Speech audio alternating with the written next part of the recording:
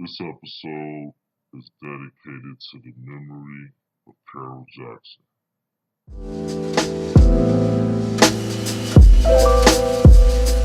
All right, y'all. Welcome to the Low End Theories podcast. This is Sanford. Venus is absent this week, but I got a special guest for y'all today, man. This brother is one of the guys that I grew up with, man. Showed me a lot when I first started to learn anything about music. He was one of the guys that guided me along the way. He was one of my he was the lead drummer in our concert band, and he taught me a lot, teased me a lot more, but he taught me a lot, man. So I just want to welcome Chris Jackson to the program, man. How you doing, man? Man, I'm good, Sanford, man. Thanks for having me, man. Welcome. I'm You so honored used to to be hosting. here. Yeah, I know I'm used to hosting, so I'm saying welcome to you, but I'm on your platform, so man, thank you for having me. Man, no problem, man. No problem. And speaking of hosting, man, why don't you give us an idea of you host the Take It to the Bridge podcast. Why don't you give me an idea or get the listeners an idea of what it is that you do over there? Right. So Take It to the Bridge podcast, man. It's a podcast that I developed because I'm a fan of everything 90s. As you can see in my background, man, I got pictures of Bobby Man, Brown and Keith Sweat and all that. And I just felt like that era was just so critical in my development. And it was also critical in the development of our culture. Not only how we dress or how we talk, but how we actually benefit economically. And so, of course, when we talk about the bridge of the song, we breaking it down.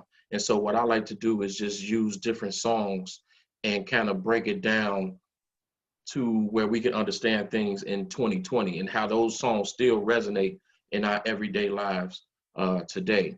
But I haven't, I've done an episode in a while. I've been, doing some other things that I'm sure we'll talk about, but I'm going to revamp the show because now I'm going to actually I've been in tune with some of those artists from the 90s, man. So I got what? I got some stuff, some real special stuff cooking up, man. And that's what I want to do. I want to revitalize the era and not to say more so that, it's dead or anything, but to pretty much pay homage. Pretty much because it was real artistry then, and those people really played a huge part in our culture and developing it into what we do today. Yeah, and I'm starting to notice that even more and more how strong the '90s are influencing everybody. And I'm listening to I listen to satellite radio, and I hear a song every now and then that's sampling a song from the '90s, and I'm like '90s, early 2000s. Man, is it really that old? Like, is it Yeah. old enough to get sampled? But When think about it, like one of our jams back in the day was let's take Ice Cube. Today was a good day. oh yeah, So that's that was an classic Ozzy material. Brothers sample, Right. between the sheets. So that was what, 92 maybe. 90, yeah, 92, 93, yeah. So we talking about Between the Sheets was probably 72. So that song was probably 20 years old. So when we Oh think yeah, about damn, today's yeah. artists in 2000, 2020, and those songs that came out in 95, 96, those are 25-year-old songs. So therefore they're dusty. Wow. And so, right. So we had a damn I'm old moment. Yeah. Yeah, I you know what I remember mean? I remember coming home one weekend and listening to V103, and they was playing something that I was listening to in high school. I just instantly got like, oh no, man, say it ain't so, it ain't this soon, is it? You know what I mean? Yeah. Like, but when you think about it, like 20 years, yeah. I mean, if 25 years is a vintage car, it's got to be the same for music. Absolutely. But I also feel like too that those songs, they age well. I'm wondering too, like if an artist in 2020, are we going to be listening to them or sampling them in 2040? I don't know, I don't either. because I think everything pretty much sounds the same. Not no diss, but I mean there are some, and these are the people that we just hear on the radio, right. but there's some real artists and some real good music out there. But I'm just thinking of like, when we hear nothing but a G thing, man, I just want to go get my grill. I'm ready to barbecue. Right, right, I'm right. ready to Yeah, cook. that man, You know what I yeah, mean? that's classic. That's classic barbecue material right there. Absolutely, absolutely, and not just even with the music, man. I think about the shows. Like my kids, they're in their early 20s, but they love Martin. But I remember the first episode of Martin, that Thursday night when it exactly. So it's like, man, that the culture then, man, it was just tremendous. And I just want to celebrate that. Man, what I love about the show myself, like just from listening to it, I remember you had even before you told me about the first episode you wanted me to listen to, I had listened to another one. And what really strikes me is the storytelling. You know, I don't know if it's just guys from the low end or just guys from Chicago, but like the way you blend stories into the fabric of the song, you get that feeling like, yeah, this isn't just music. It's part of my, it's part of my life. It's part of my, my heartbeat. You know what I mean? As far as the where I was, and the even sometimes I can listen to music and smells a comeback. You know what I mean? Absolutely. And it'll put me right back to where I was when I heard that song, and that's even more of a great feeling than just listening to it just to be listening to it, like while you're working or whatever. When you listening to music because you actually just want to listen to music, is and the things and the connections that music blends with people is something I don't really think that can be found anywhere else. It's Absolutely. exclusive to music. So when you wonder like if the music today will be as impactful as the music from the 90s. I think it will, but not to the point where we see it. Like back then, like in the 90s, early 2000s, late 80s, there was a lot of creativity. Like it wasn't just taking the beat, speeding it up or slowing it down, and then, okay, boom, we're going to put it out there. Everybody had hits. Everybody had hits made like that.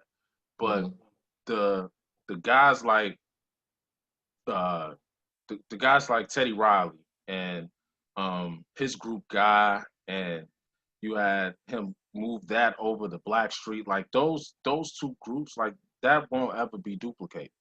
Right. Like no, But I think that's a credit to Teddy Riley. You know, yeah, he won't be duplicated. He can be imitated, and we've seen that throughout the years. And he's evolved from the Pharrells to the Timberlands to Devontae's and all those guys. But yeah, like you said, because I do remember too when I'm listening to the music when I was in, a preteen, early teen or whatever, and you listen to those songs, and the generation before you is like, oh man, they still in that, or that yeah. ain't music, that's that bumpity bump shit. You know what I mean? But They done fucked up the song. yeah, and so sometimes I do find myself being that guy, not understanding that, you know, this is their moment right now. And Yeah, it's it's all not for me to cyclical. understand. It's just for me to listen, but also understanding too that, in 2020, NWA's Fuck the Police is relevant Yeah. right now. You know what I mean? So we just have to understand that, man, that history can repeat itself, and it happens within the music. Yeah, I think music is one of the great historians that we have, more Yeah. so than uh, because it's easier for somebody to push play than it is for them to turn the page.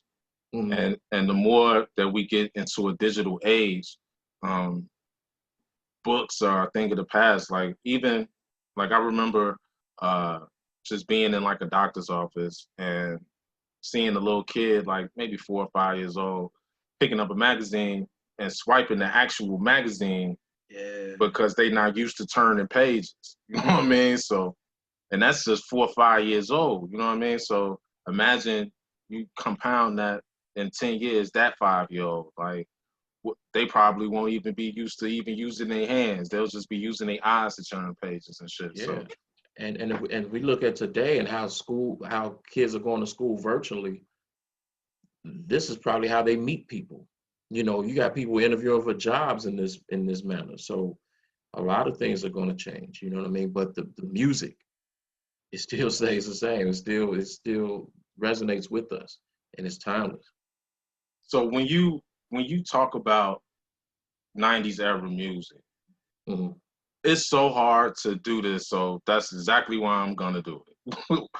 Who do you think was the most impactful artist in R&B in the 90s? In R&B, Yeah, oh R&B. man, it's so many, man. I just think, but if I could pick just one, I would have to say Jodeci played an impact. I mean, not just on, they brought an edge to R&B.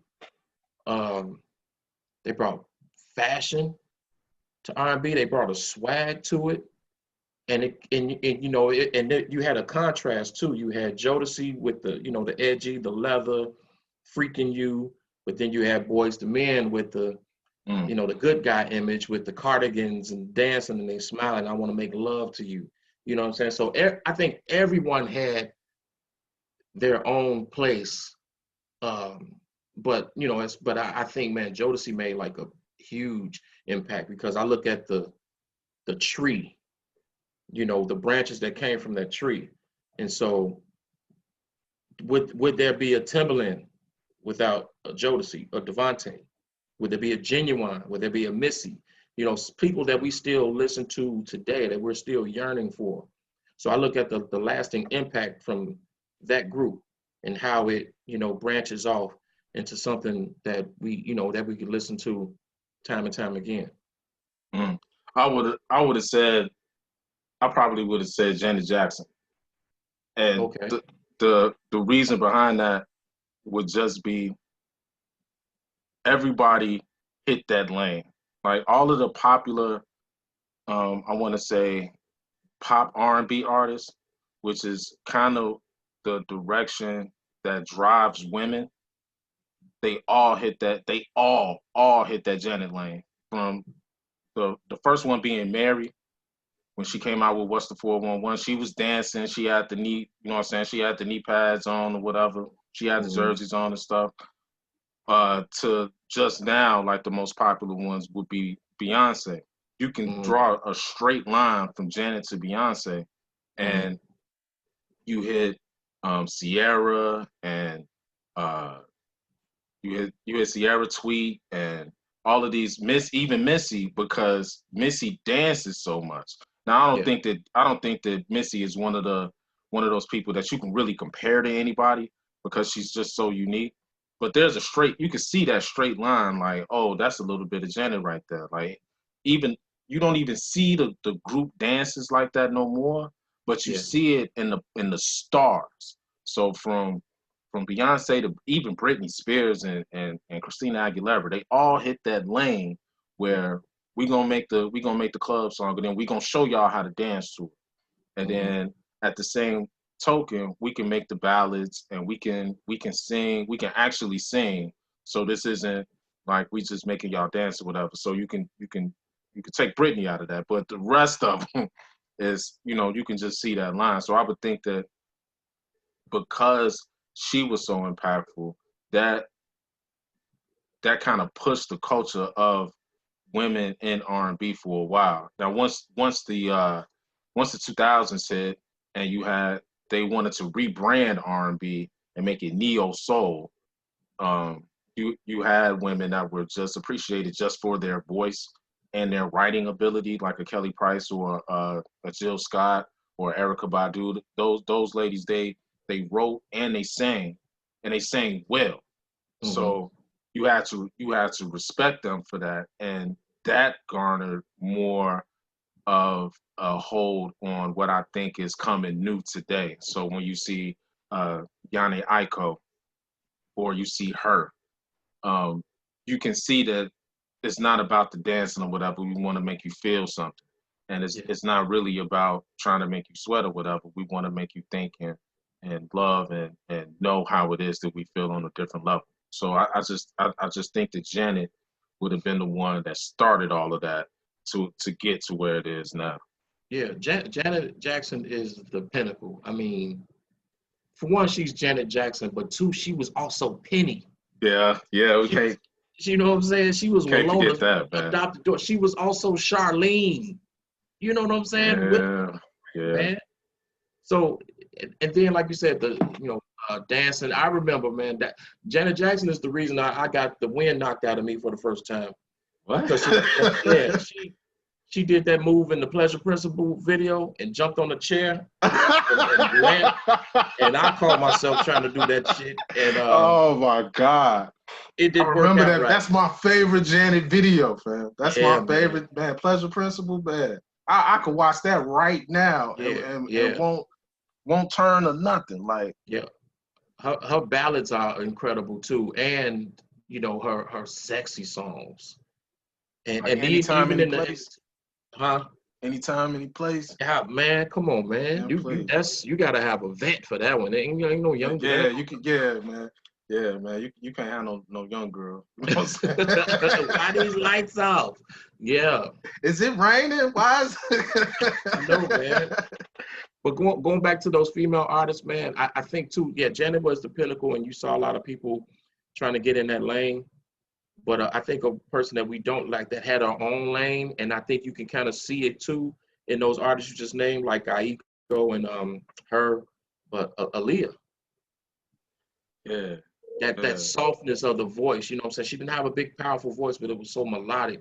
It sounded like rain, and she just had this mysterious look about her, you know. And I think she was just about to smash through that door, and then boom, you know. But I think her impact is still, you can still hear it in these younger R&B artists. Man, I know when she had passed away, and then up until like my mid-20s, early 30s, you would think she was from Chicago, how revered she was there.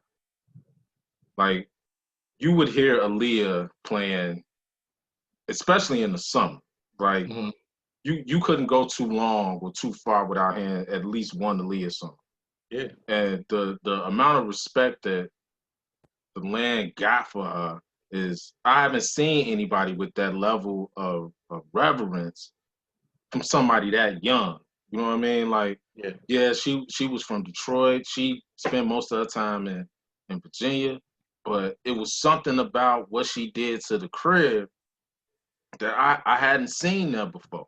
Well, I mean, regardless of what he's going through or not, she had that R. Kelly stamp.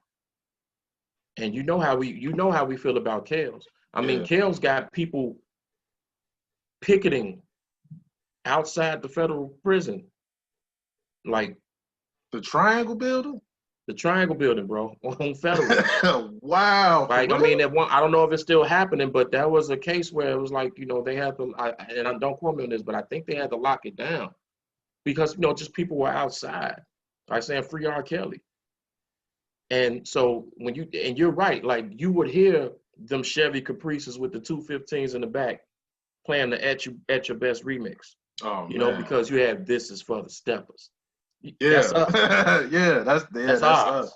So if you with Kales, you with us. And it's like, I know all this stuff he's doing and going through and allegedly has done and all that stuff, but that's our dude. Yeah. Yeah, when I go back to your question, I got to think about it too. Like, cause Kels,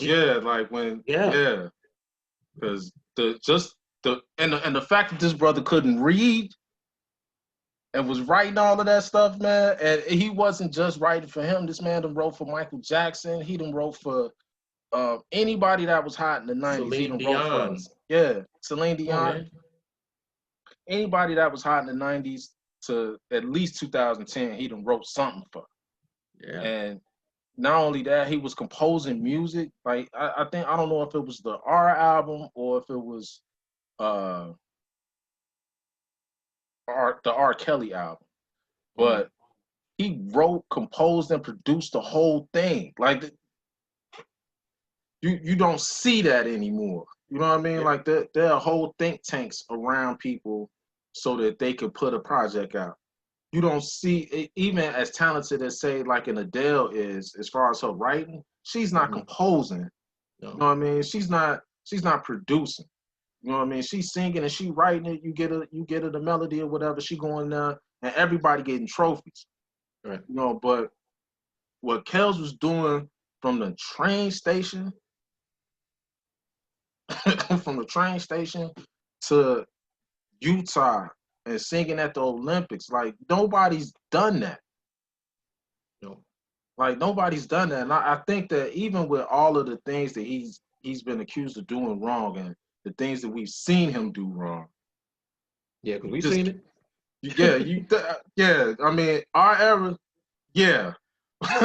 But you that stuff is undeniable. Like you can't deny that. Like, and it hurts me that so much of his music had played some type of role in the fact, like my son, like his mom and I kicked it real hard this summer. That bootleg Chocolate Factory album came out. Yeah. And when that More and More came on, fam, like like not even that version that he gave to Joe and Joe did it and whatever Joe Yeah. did to it Doesn't is compare. whatever. Same lyrics, same Man, music. but it is not the same. It is Not the not the same. same. It is not the same. And it was like 12 songs like just like that or just as good as that on that album. Yeah. Like I could never forget that. Like that Chocolate Factory is like intertwined with my son being born. Like it's it's just it's sad. I remember, man, Trapped in the Closet, when you would listen to WGCI like after work on the way home, like it was like, hey, part 2 is coming out tomorrow. Check Yeah, in. Like yeah. you were actually listening for this story. You wanted to know what was going on. He had you intrigued. He was telling a story in song, and it was episodic, and it was like, this is crazy. Yeah. And I still have the DVD, but it's on the DVD. I think it's like 1 through 12. Yeah, they didn't put out the rest of them. Like 20 something. Yeah, it was a bunch of them because I remember I don't know if it was VH1 or one of the other music channels. They had a whole night. Yeah. It was the Trapped in the Closet special, and they must have played 26 chapters of it. Like it was chapters that I hadn't heard before. Yeah. But it was it was a long play video, and then you seeing what I'm saying, what it is that he was saying, and it's never seen anything like that before. Never seen anything like that before. Never. All right, so just to switch it up a little bit, but to continue down the same path, your Friday Night Kickback, is that your way to just play music so that you don't have to talk, you let the music speak for itself? What was the idea behind that? So the Friday Night Kickback actually fell in my lap from doing Take It to the Bridge podcast. A gentleman by the name of Glenn Hall has an internet station here called WJVX, and the purpose of that station is to play like Dusty's, Motown, and all that stuff. But he wanted something a little bit, for our age range, the 30 to 40-year-olds. And he gave me this opportunity. And so what I wanted to do with the Friday Night Kickback was take it back to me growing up and what my family used to do on Friday nights, man. My uncle would get off work, my auntie would get off work. They go to the liquor store. My mama fry fish. They playing cards. The kids upstairs playing Nintendo. But sometimes I would be down there playing music for them, and it just, that Friday nights was something that I looked forward to growing up. And so that's kind of the vibe that I have with this show. It's from 8 p.m. to midnight Central Time. And, I got segments, the 80s at 8, the 90s at 9.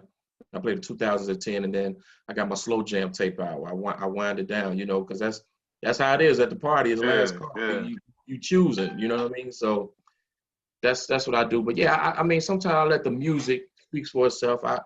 I talk in between songs or whatever, but I just let the music be the party, man.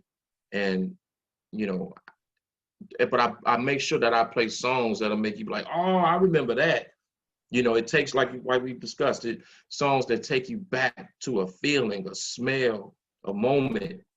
You know what I mean? Like I try to really, really dig deep and find those songs. And of course, you your 80s, you got your new additions and your Lisa and Cold Jams and your Elder Barges. But like I said, I like to go, deeper than that, man. Go give me some Kenny Burke or something like that, because it just reminds me of Catfish and Pink Champagne.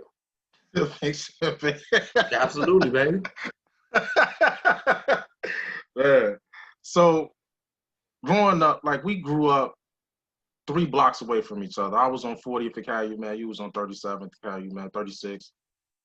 And then we went to the same grammar school, and they didn't change the name of it and everything or whatever. But one of the things that stuck out to me about growing up on the low end was that the music, and it was like the music was part of was the culture.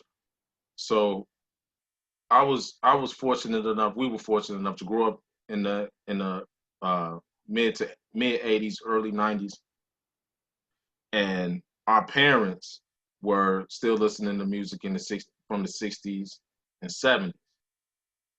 Do you think that the music played as much a role in how we approached life as what it was that our parents taught us?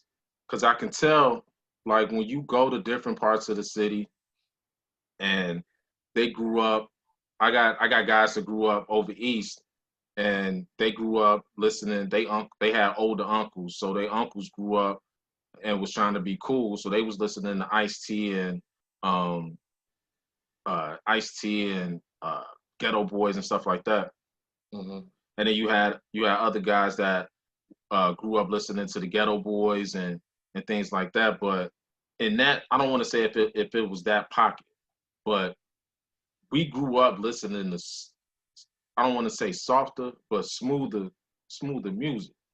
And I think the music had a different message or connotation that we were listening to than the other sides of town or whatever. Do you think that's why cats say that cats from the low end are smooth, you know what I mean, or cats from the low end are different than everybody else?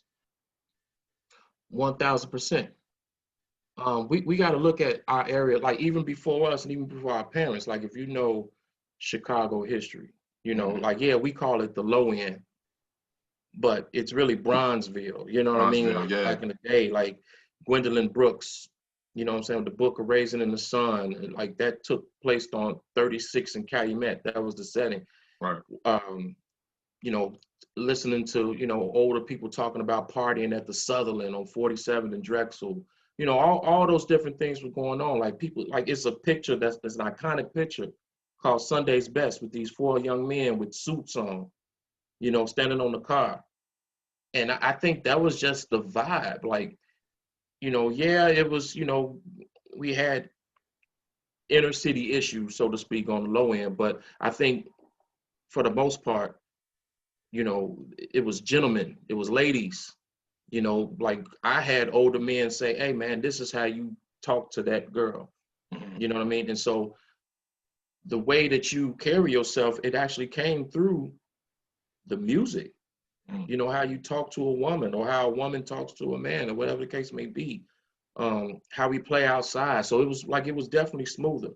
So like you said, over east, they listen to different pockets, it's a little harder or whatever, but I hear cats outside washing their cars to the OJs. You know what I'm saying? So right. You definitely had that element too. So it's definitely smoother, man. Yeah, and like I said, I grew up around, it was cats that was doing their thing, but they wasn't the flashy dude. Right. It was just about being a hustler, but a legit hustler. Yeah. That was the goal. It wasn't until I was maybe 25, 26 that I realized that, oh, they was dope dealers. Yep. Like I knew that. I mean, it was always fresh.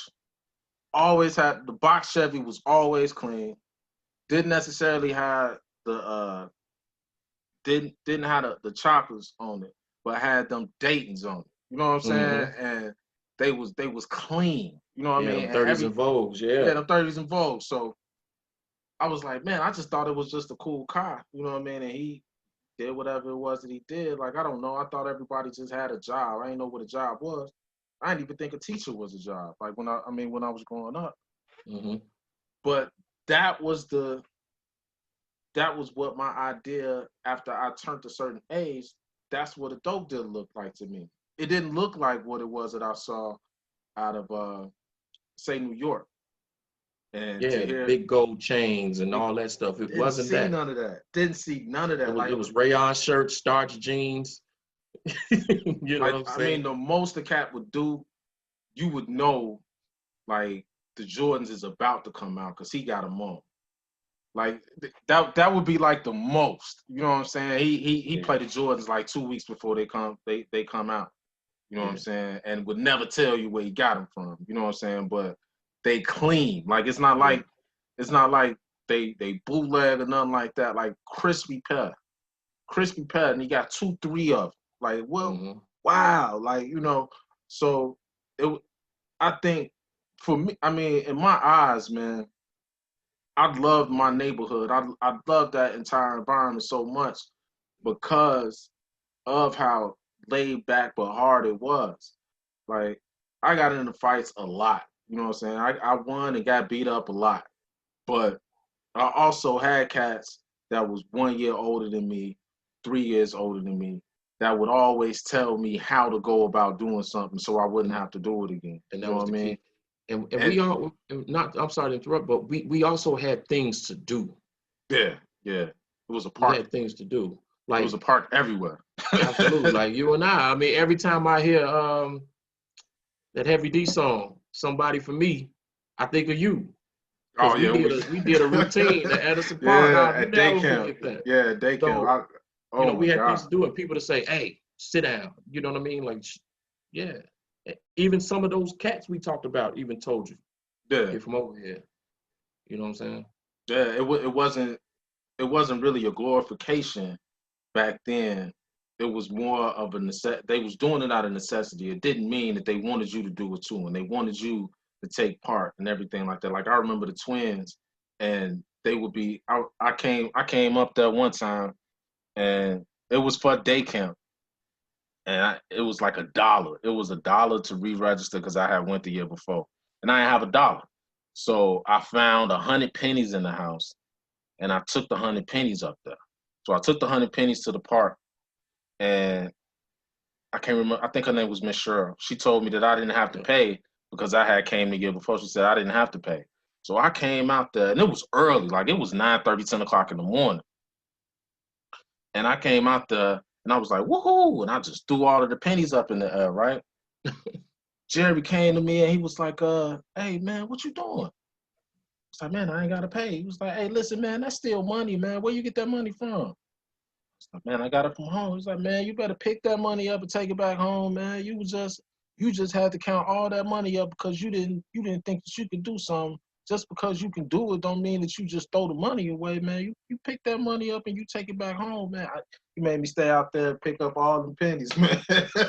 Wisdom, man. Absolutely. Yeah, man. But that taught me, like even then, I was a knucklehead or whatever when I was younger, but that even that told me like, man, don't, just because you got one don't mean you can't get another one. You know what I'm saying? Absolutely. And just because you have one don't mean you should just let this one go. You know what I Right. mean? So, and that was just 100 pennies. You know what I mean? Like, but that lesson, you know what I'm saying? Those type of things, I kind of carried on with me. Like even to this day, like I don't let a penny. You know what I'm saying? I don't let a penny go. Yeah, like if I see one on the ground, I'm picking it up. I'm picking it up. You know what I'm saying? I'm picking it up. Well, somebody told me they like pennies make dollars and dollars make cents.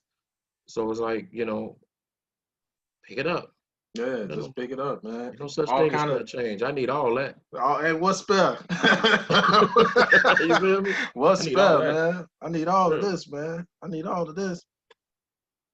So since you still are back home, uh, things kind of you see things firsthand. What's the culture of the city like now, as far as not necessarily activism, but that word that my mouth to your ears, that showing you, so that you don't have to be told again. That energy that we had when we was growing up, what is that like now in Chicago? Is it still there? Is it missing? Um, I don't think it's missing. I just don't think it's on the forefront. Um, because I think that you have a lot of young cats that's out there that was out there raising themselves. So to be able to talk to them is kind of like, you can't tell me nothing. But I also think the approach has to change. You know, you can't talk at them, you have to talk to them. Because I've worked in the schools for the last few years, and they want that game. They want that knowledge. But it's just about how you do it. Like I said, they out here, they're raising themselves. But I would say this though, when the George Floyd murder happened, and the city kind of just, like cities across the nation, was just pissed off, and things went up. A lot of these young cats was out here, man, mobilizing and strategizing. And yeah, even though, certain businesses were broken into and all that stuff, man, I just see the fact that they created, they're out there willing, they want change, they want guidance. So I just see like a lot of soldiers out there with no generals. But one thing I can say about the city, and this is something that I do feel the support from just Black people, Black businesses. Like now you hear like, man, I ate this sandwich at such and such place, and they be like, oh yeah, is it Black owned? That's the first thing. It's like, okay, I want to go try it. I do feel like a resurgence of unity coming from our people within this city. I do feel that. Yeah, I remember, just growing up, and all of the Black businesses were almost concentrated on the South Side. So like you had to go over east, over down like 75th off the Jeffrey or whatever, to where the Muslims had all of the cleaners and the bookstores and the bakeries, and that was like my first introduction to Black business ownership. And Yeah. then there were like one or two businesses in Hyde Park where guys either had a record store or they had a bookstore, those type of things. I definitely remember the African bookstore. I don't know if you remember that, man. It was like right next door to the show. Hmm. But my brother used to take me in there I every believe time it's still there, bro. On Harper. yeah, it was on Harper. I didn't see it Yeah. the last time I was in there, No. man. I didn't Okay. see it. Like Okay. they didn't revamp like Harper Court so much, man. Yeah. It's almost unrecognizable, but Yeah. the show's still there. So and they Hmm. were selling because I was up there this summer, and well, yeah, I was up there this summer. Right. I definitely spent some time in Hyde Park, and the theater was selling popcorn. They were selling popcorn during the lunch hour or whatever. Just I guess just to keep the doors open because Yeah. nobody's going back to the theaters. You know what I'm saying, Yeah. anytime soon or whatever. But that was my first introduction to black business ownership. I didn't really see it that much. Well, you have the barbershops, what I'm saying, the barbershops on the low end on 39th. It was Hmm. maybe like 3 or 4 of those, but everything else was owned by the Arabs or whatever.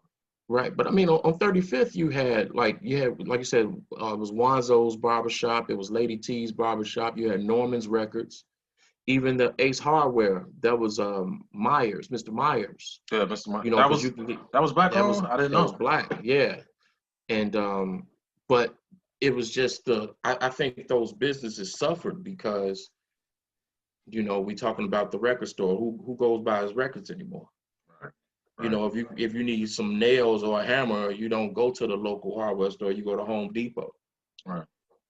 So I think that those businesses just they didn't they failed because of the changing times. But now but that's something that we have to do, and I think that's something that for generations we've done it. We have to be ahead of the game. We're kind of happy and get settled into, okay, I got this good factory job, I'm good. But whole time when while those factories are running, they're making these things called computers. Yeah. You know what I'm saying? So I don't need you to make that car. I can get this robot to do it. Man, that Reagan administration kind of ushered in where we are now. Mm-hmm. I mean, in my opinion, like when the when the Iron Belt pretty much got shut down, so did Detroit, and then you had they even still there. I mean, you can see the empty factories that have been standing there for 60, 70 years or whatever, Yeah. but have been closed for almost 40 or 50. I mean, even locally here, you talking about Gary, Indiana, Ford Heights, like Yeah, it's just a ghost town because I mean those factories and steel mills are just still standing there vacant.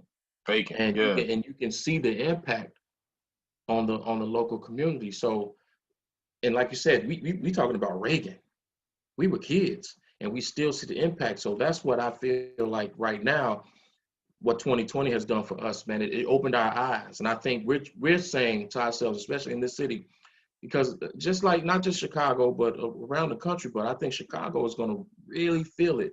You know, yeah, Trump might not get elected, but the impact is going to be for 20, 30 years. So that's why I think it's so important for us to support our own, to support our culture and understand the value of spending our dollar with each other, but also celebrating each other too.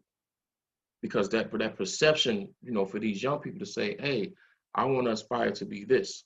You know, going back to the low end, like you said, yeah, we had guys doing this and that, but what it was morals, values, and principles. And when you have those three dynamics, man, you can count on the next generation being able to sustain that their existence. yeah. From what I was able to see before I left home was that the bar had got lowered somehow. I couldn't, to this day, I still haven't been able to point to what exactly did it, because I'll see, like, even my son's generation, he's 16 now, but they love Tupac, right? So they love Tupac. They, like, if you ever bring up well, who you like, Pac or Biggie, they always pick Pac, right? Everybody always picks Pac. And you would think that if they picked Pac, there would be a certain level of accountability that would need to be had. But I think that what it is, as far as Tupac, I have a theory about guys that have Tupac as their favorite. I'm not gonna Okay. get into it right here, but I think that there are a lot of lessons that Pac was given that got missed because there wasn't anybody that was sitting there listening to the music with him.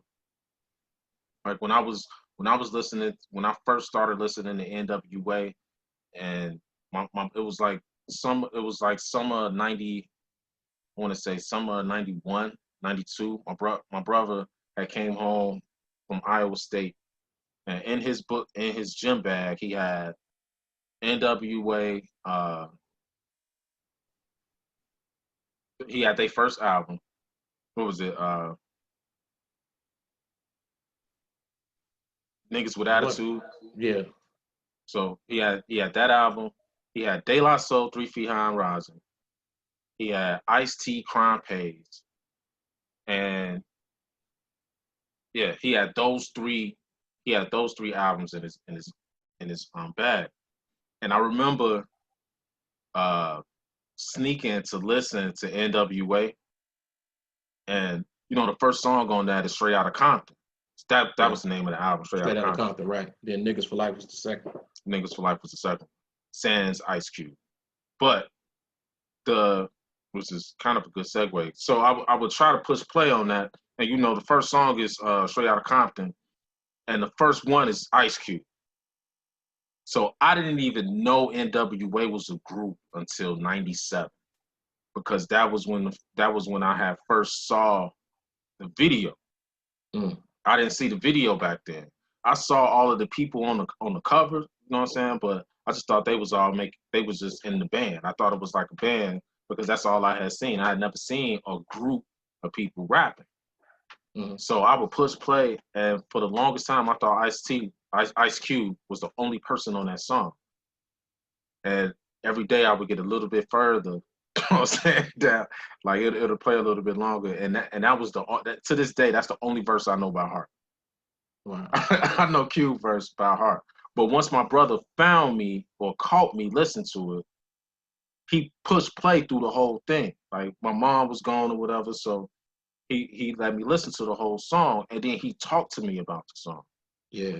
He asked me questions about the song, and we listened to "Fuck the Police," and then he explained what it was that they were saying and why they were saying it, why they were so angry, and how they could curse on record and everything like that. Because up until that, man, I hadn't heard anything harder than LL Cool J.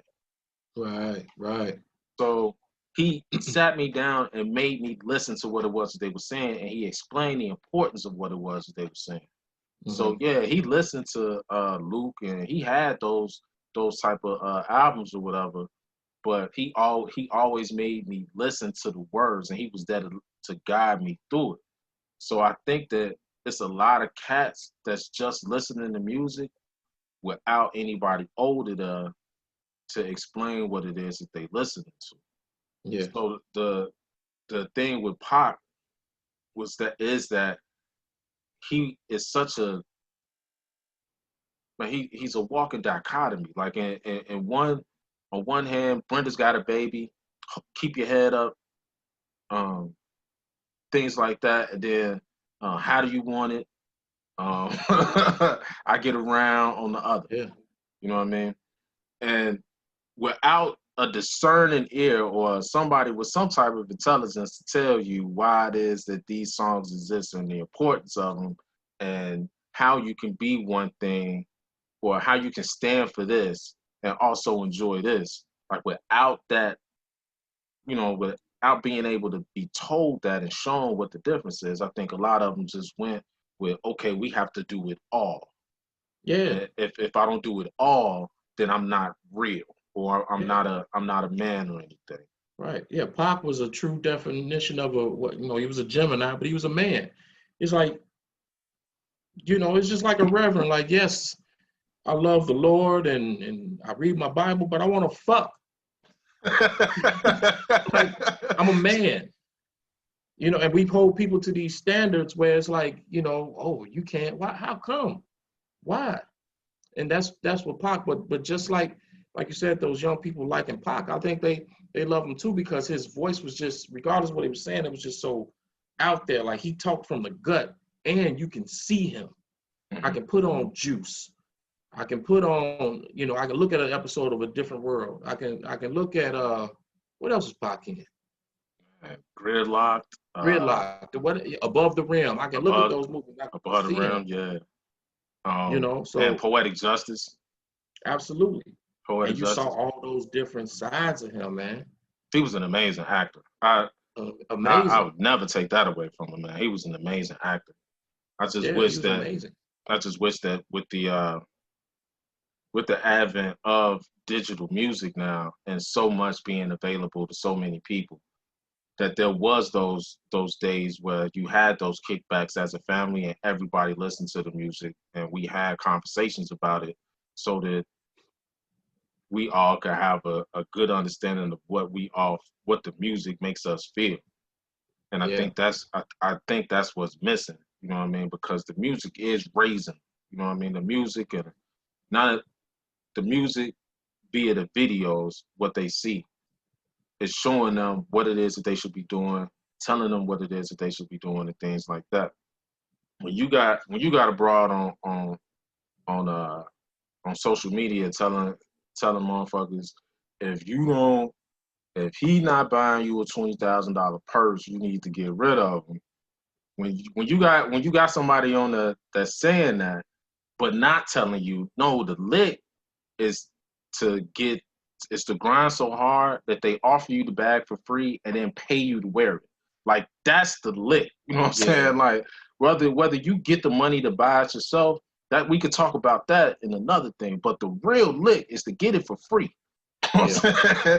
That's the lick, like from the company, not to have somebody buy it for you or to demean or to lessen the value of somebody else because they don't buy it for you or because they can't buy it for you. Yeah. But Yeah, without I any saw that filter, and it that's was what you like, get. yeah. Bugging. Yeah. Like, so we should just start throwing bras back to the street that can't cook and clean.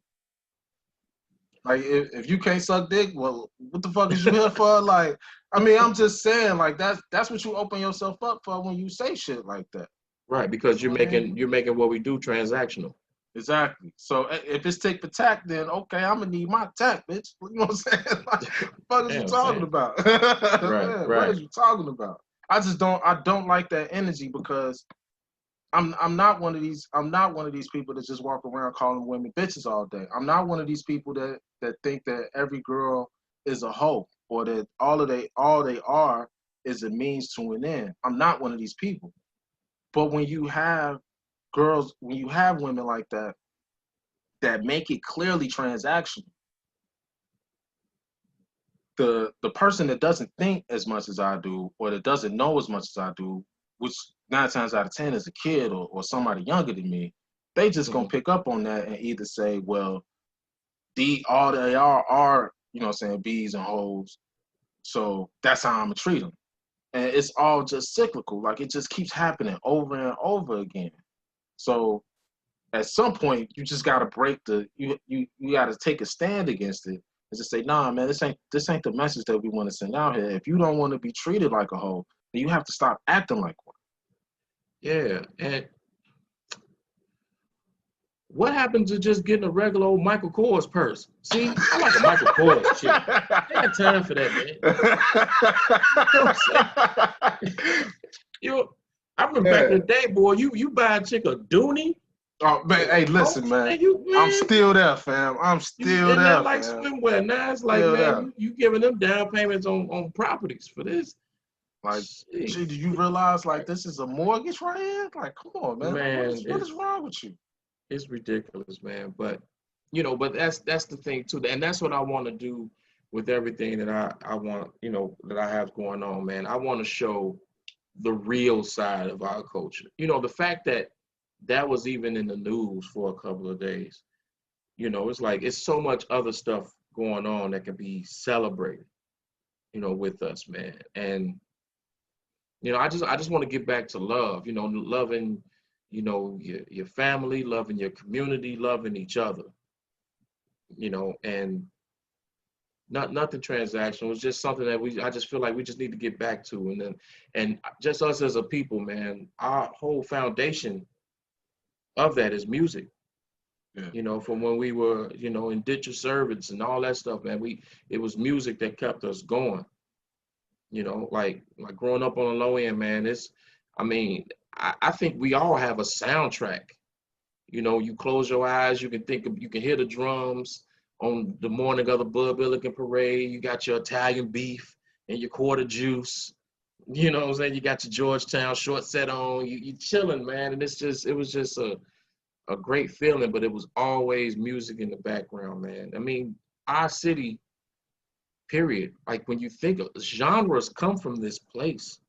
Yeah. When we talk about, okay, maybe not hip hop, but it's safe to say that probably jazz, blues, Definitely house. blues, man. I mean, as far as the titans of blues that have come from Chicago, Yeah. like who don't know Muddy Waters? You can't even start talking about blues without mentioning Muddy Waters. Yeah. So Buddy Guy, all those cats, man. And so that's why, I know this city gets a bad rap, because of violence, but that's not the whole story. all right. That's not the story. And to be honest with you, when you're here, like, yeah, if I'm living somewhere else and I'm looking at, because I think WGN is everywhere. And Yeah, it's a that's why superstation. Yeah, it's a yeah, so superstation like everybody like, oh my TBS and God, TNT. Chicago. But it's like, man, that's not the case. That's not the case. And but when you really pay attention, it happens in certain pockets. So what we need to figure out is like, what's going on there? Let's check the temperature there and see what's the root of this issue is. But other than that, man, Chicago, this is a people that's listening too, man. This is a Chris and Sanford fun fact. He grew up on 40th and I grew up on 37, but we went to an elementary school that was in a major motion picture. Yes, sir. And with Halloween yes, coming up, it's only safe to say that Chucky, Child's Play. You know what I mean? So it's like there's certain things that just little tidbits like that, man. I'm just proud of, bro. Yeah. Like I think they passed by your crib on the Green Line somewhere. Yeah. They my address 4003 South Calumet. That's been in 2 movies. It was in Child's Play. Like you could see it from the train, because it was a building, and then like straight through the line you could see my building straight through from the platform. Mm-hmm. So it was in that, and then you fast forward and it was in Say the Last Dance, because they shot that at the P. At the P, sure. They shot that at the P, and they was coming down the street. They was like in a car or something like that. It was coming down the street and they came straight past the house. They went straight past the house. See, bro. Yeah, man, I heard legendary, man.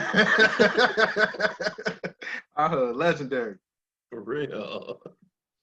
Well, man, look, man, we're gonna go ahead and wrap it up, man. But I really want to thank you for joining me and co-hosting with me today, man. And I want everybody, why don't you give the listeners your how to listen to your podcast and your radio station, and then I'll make sure that I link it in the show notes or whatever, so that they can just click on it as well. Okay, absolutely. The Take It to the Bridge podcast, you can subscribe on Spotify, iTunes, Google Podcasts, and iHeartRadio. And the Friday Night Kickback with Chris Jackson, you can go to wjvxradio.net and listen to it there. I'm on Friday nights from 8 p.m. to midnight, or you can download the Radio Box app, type in WJVX, and then, set your reminder, and you can listen to my voice and some good 80s and 90s music on Friday nights, send you a reminder and all that. So, man, just vibe out with me, y'all. We're going to take this trip down memory lane, but we also got to make sure that when we're looking backwards, we got to look forward too. Man, that's what's up, man. All right, so wait, before we go, man, I want to big you up, man. I want to say, bro, I'm so proud of you with everything you're doing, man. I think it's dope what you're doing with the watches, bro. Like, that's one thing that I feel like every man should have. That's something that should be like something that, like, we should have a drill, a hammer, and a watch. Time is money, and the fact that you're, and we're in the day and age, this digital age, where everybody just look at I got a phone, I can tell my time. It's like, nah, you have something on your wrist. You're supposed to. That's just an accessory that every man should have, man. So I just want to, man, big you up on that, and to and giving us knowledge, bro, on that, because it may seem small to some, but that's big. That's big, because that's about being a man, a young man. You know what I mean? So thanks for that, bro. Man, thanks, man. I appreciate it. You know what I'm saying? I appreciate it, man. It's always something that it was just always something in me. Like, man, just before the earrings, before the chains, man, it was a watch. Like you had to have a nice watch, man. Like if you don't know what time it is, man, where's you going? Like if you don't know, if you don't need to know what time it is, you ain't got nowhere to be. You know what I mean? So, like, it's just those little tidbits, man. I mean, man, it can spark the brain of somebody. Like, even here, man, go on Instagram and look up Bronzeville Watch Company. I mean, it's brothers that's making their own. Yeah, I reached out to them, man. I'm really hoping they get back to me. I did reach out to them. I like what he's doing. I like what he's doing. Dope. That'll be dope, man. And it's like, and that's my next watch. Before I go get I ain't in the market for a Rolex, but I'd rather wear something on my wrist that somebody that looks like me made it. Yeah, especially if they're from the crib. And that's huge. Especially if they're from the crib. Yeah. All right, y'all. So we want to thank y'all for tuning in to the Low End Theories podcast. This has been Sanford with my special guest, Chris Jackson. Just want to say peace. Y'all enjoy y'all week, man.